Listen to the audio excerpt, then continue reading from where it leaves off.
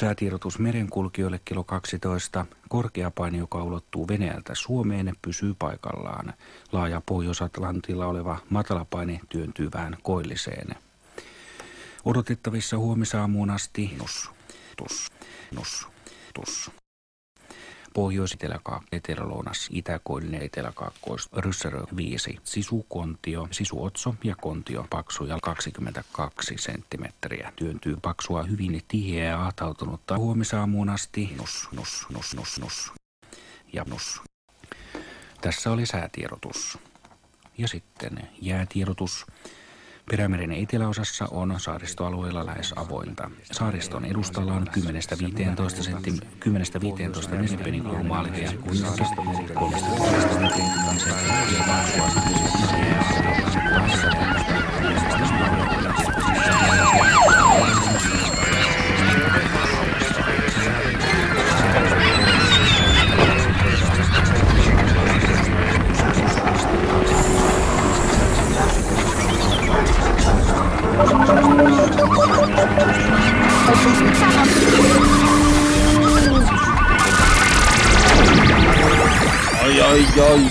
Oi.